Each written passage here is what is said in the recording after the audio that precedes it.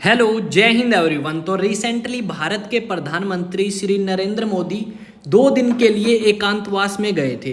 तो उस समय भारत देश को किसने चलाया, किसके हाथ में पावर थी। और एक बार पहले भी 2019 के इलेक्शन खत्म होने के बाद प्रधानमंत्री नरेंद्र मोदी एकांतवास में गए थे केदारनाथ में। इस बार वो गए हैं 45 घंटे के लिए, उस टाइम गए थे 17 घंटे के लिए। तो कुछ इमरजेंसी सिचुएशन आए तो उस समय देश को कौन संभालेगा, या अब जब वो आपके एकांत में थे तो उस समय देश को किसने संभाला, सारी की सारी चीज़ें जानेंगे। और यहाँ पे स्टार्टिंग करते हैं। अब बहुत सारे न्यूज़ आर्टिकल्स आप देखोगे, ये जो न्यूज़ आर्टिकल की कटिंग मैंने लगाई है ये द वायर नाम का एक न्यूज़ आर्टिकल है। उसमें उन्होंने बताया है कुछ वरिष्ठ अधिकारियों से बात करके जो पहले प्राइम मिनिस्टर ऑफिस के अंदर काम कर चुके हैं, उनके अकॉर्डिंग हम सारी चीज़ें जानेंगे, जो उन्होंने जवाब दिया है उसके अकॉर्डिंग। अगर हम बात करें प्रधानमंत्री नरेंद्र मोदी की, तो प्रधानमंत्री नरेंद्र मोदी जब आपके 2019 में इलेक्शन कंप्लीट कराए थे, उसके बाद भी वो एक दिन के लिए, और उसमें भी 15, कई जगह लिखा है 17 घंटे के लिए एकांत में गए थे। और उस समय भारत देश को संभाला किसने था, भारत देश को वहाँ के जो मंत्री थे, प्रधानमंत्री की जो मंत्री परिषद है, उन लोगों ने संभाला।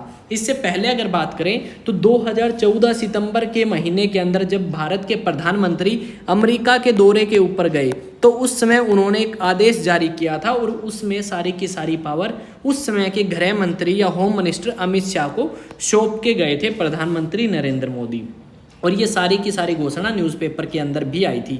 पर अगर हम बात करें इस बार की, तो इस बार कोई भी प्रेस के अंदर नोट रिलीज नहीं हुआ है कि अगर प्रधानमंत्री गायब हैं तो पावर किसके पास है, कौन संभालेगा। तो ये सारी चीज़ें नहीं मेंशन की गई हैं। पर द वायर नाम का जो आपका न्यूज़ आर्टिकल है, उन्होंने बहुत सारे अधिकारियों से बात करके कुछ जवाब या कुछ आंसर्स फाइंड आउट करने की कोशिश करी है। और इसके ऊपर मैं एक वीडियो और बना चुका हूँ, जहाँ पे हमने बताया है कि प्रधानमंत्री नरेंद्र मोदी स्वामी विवेकानंद रॉक मेमोरियल तमिलनाडु के अंदर क्यों विजिट करने गए हैं, और क्यों वहाँ पे वो 45 घंटे का एकांतवास करेंगे। तो उसका रीज़न मैंने उसमें दिया है। ठीक है, अब बात करते हैं इसी चीज़ के बारे में। आपको बहुत सारे न्यूज़ आर्टिकल्स के थ्रू मैं आपको न्यूज़ कवर कराने की कोशिश करता हूँ। यहाँ पे अगर बात करें द वायर के अकॉर्डिंग, तो पीएमओ के एक पूर्व अधिकारी थे, और उन्होंने कहा है कि ऐसा ज़रूरी नहीं है कि भाई प्रधानमंत्री गए तो और कोई काम नहीं कर सकता।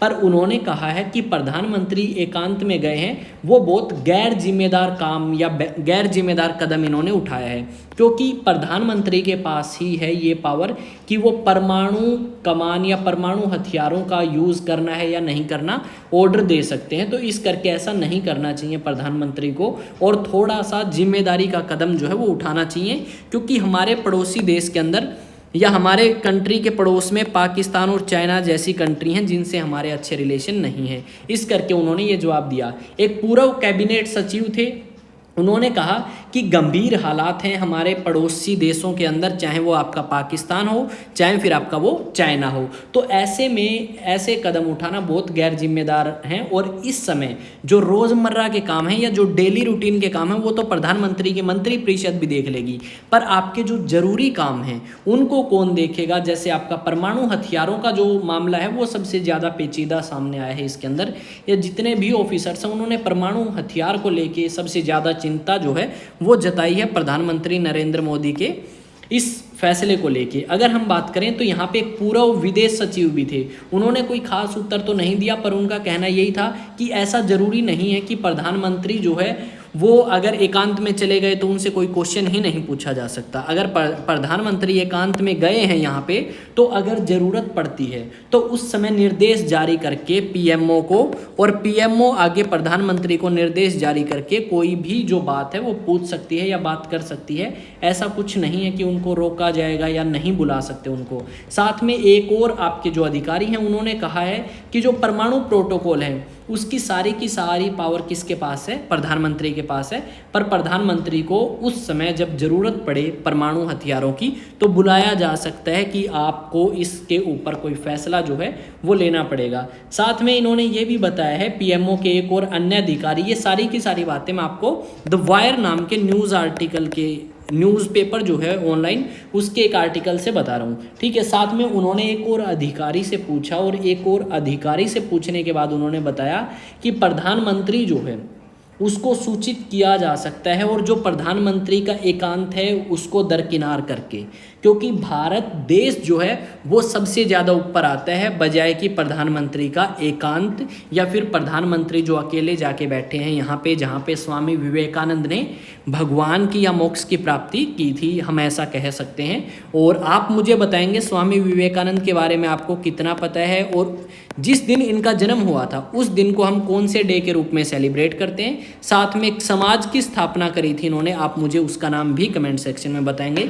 या फिर आप कह सकते हो एक मिशन की स्टार्टिंग इन्होंने करी थी, तो उसका जवाब आप मुझे देंगे कमेंट सेक्शन में। आई होप आपको चीज़ें जो हैं वो यहाँ पे समझ आई होंगी। मैं एक और न्यूज़ आर्टिकल दिखाता हूँ, द हिंदू नाम का जो आपका न्यूज़पेपर है उसका, तो उसमें क्या लिखा है, prime minister Modi leaves Kanyakumari after 48 hours long meditation at Vivekananda rock memorial. ये जो विवेकानंद रॉक मेमोरियल है ये आपका तमिलनाडु राज्य से हो गया, इसके पास में है बिल्कुल विवेकानंद रॉक मेमोरियल, समुद्र के अंदर एक आइलैंड या एक टापू आप कह सकते हो, जो आपका कन्याकुमारी से लगभग 500 मीटर दूर पड़ता है। यहाँ पे जाके इन्होंने मेडिटेशन करी थी, और एक इमेज भी सामने आई थी प्रधानमंत्री नरेंद्र मोदी की 33 साल पहले की, जब उन्होंने 33 साल पहले इस रॉक मेमोरियल को विजिट किया था आरएसएस के सदस्य के रूप में। तो ये सारी की सारी चीज़ें हमें देखने को मिलेंगी, और ये हैं भारत के एक लीडर जो कांग्रेस पार्टी से बिलोंग करते हैं। आई होप आपको चीज़ें समझ आई होंगी। एक और पिक जहाँ पे आपके प्रधानमंत्री जो हैं वो सिक्योरिटी गार्ड्स के साथ नीचे की तरफ रवाना हो रहे हैं आने के लिए।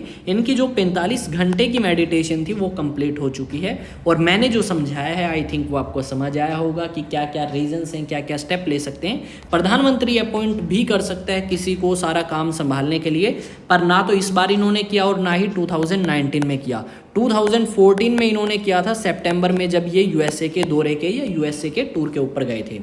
अब आते हैं अचीवएक्स एकेडमी की तरफ। तो अचीवएक्स एकेडमी जिसको स्टार्ट किया है आईएएस स्टडी सेंटर ने, उन्होंने GS foundation course for IAS और एचसीएस लॉन्च कर दिया है। एनडीए के लिए अगर बात करें तो 2025 के लिए बैचेस आपके स्टार्ट होंगे जुलाई से, पर जो स्टूडेंट जून में रजिस्ट्रेशन कराएंगे उनको कोई फीस पे नहीं करनी, उनकी सिर्फ और सिर्फ रजिस्ट्रेशन चार्जेस लगेंगे, और साथ में अगर वो यहाँ पे रहेंगे तो हॉस्टल या पीजी लेके वो रह सकते हैं, ठीक है। साथ में आईआईटी जेई के लिए या नीट के लिए प्री फाउंडेशन 9th और 10th क्लास से, और फाउंडेशन क्लासेस आपकी 11th और 12th से स्टार्ट हो रही हैं।